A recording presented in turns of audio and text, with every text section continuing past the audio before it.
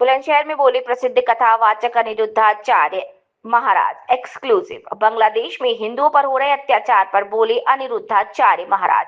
सरकार को मिलिट्री लगाकर बांग्लादेश को फिर से भारत से जोड़ना चाहिए, अनिरुद्धाचार्य। देश में बढ़ती जनसंख्या पर भी बोले कथावाचक अनिरुद्धाचार्य महाराज। अगर जनसंख्या नियंत्रण कानून नहीं बना तो हिंदुओं का कश्मीर जैसा हाल होगा, अनिरुद्धाचार्य ने बात कही। संविधान और मनुस्मृति को लेकर भी अनिरुद्धाचार्य महाराज निधि प्रक्रिया मनुस्मृति पर वो ज्ञान देते हैं जिन्होंने उसको पढ़ा तक नहीं। अनिरुद्धाचार्य, देश सनातन राष्ट्र बना तो खुशहाली लौटेगी, अनिरुद्धाचार्य महाराज। सिकंदराबाद में 7 दिवसीय कथा कार्यक्रम में कथा कर रहे अनिरुद्धाचार्य महाराज। अंशु गर्ग की रिपोर्ट। पर कीचड़ का प्रभाव कमल पर तो नहीं है ना। ऐसे हमारे माँ बाप ने हमें अच्छी परवरिश दी तो हम तो शराबियों के बीच में भी बैठते हैं। आप में से बहुत लोग शराब पीते होंगे, आप में से बहुत लोग मांस खाते होंगे, लेकिन हम बैठते तो हैं शराबियों के बीच में।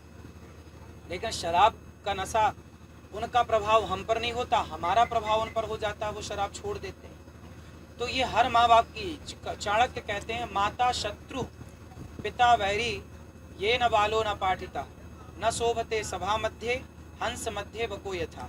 बच्चों की मैं गलती कम मानता हूँ, ये नहीं कहता कि नहीं है, 10% गलती बच्चों की है। भाई कुम्हार के हाथ में माटी होती है, वो माटी से चिलम बनाए या घड़ा। चाहिए कि सबसे पहले जनसंख्या नियंत्रण कानून बनाए।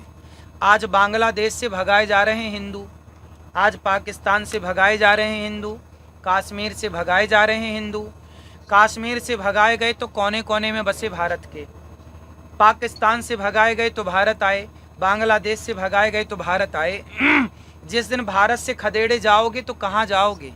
समस्या ये है, भारत से भी खदेड़े जाओगे।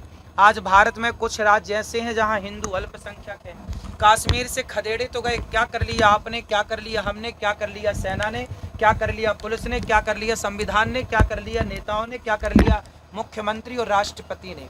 आज 30 साल से ज़्यादा हो गए, आज तक उन भगाए हुए कश्मीर पंडितों को जमीन और घर ना दे पाई सरकार।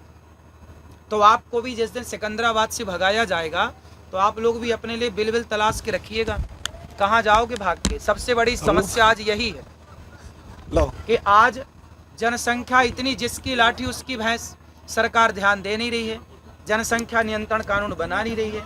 तो फिर आप लोग भी भागने के लिए तैयार रहिएगा, या फिर लड़ो या भागो। हमारे यहाँ कहा है अहिंसा ही परमो धर्म। देखो, अहिंसा की बात करते हैं हम, इसका मतलब ये नहीं कि हम लड़ना नहीं जानते।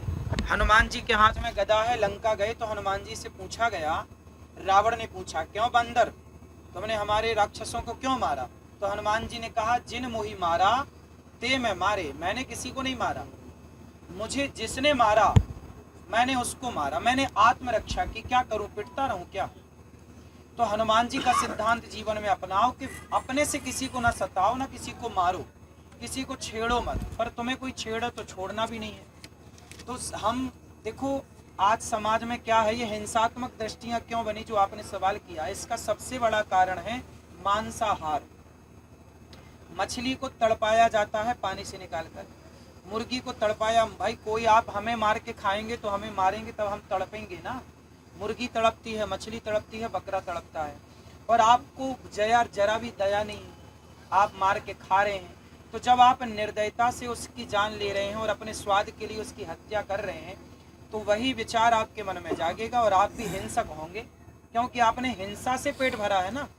आपका पेट भरने के पहले उस प्राणी की हिंसा की गई, हत्या की गई, तो वो हत्या के बैक्टीरिया आपके भीतर प्रवेश करेंगे और आप भी कहीं ना कहीं उससे प्रभावित होते हैं और आपके भी मन में वही थॉट चलते रहते हैं, वही विचारधाराएं गूंजती रहती हैं। इसलिए हमारे यहाँ कहते हैं दया धर्म का मूल है, दयावान बनो। इसलिए हमारे यहाँ चींटी को दाना डालने की परंपरा है, कुत्ते को रोटी डालने की और गाय को रोटी डालने की, पक्षियों को दाना डालने की परंपरा है, ताकि हम किसी की हत्या ना करें। क्यों करें?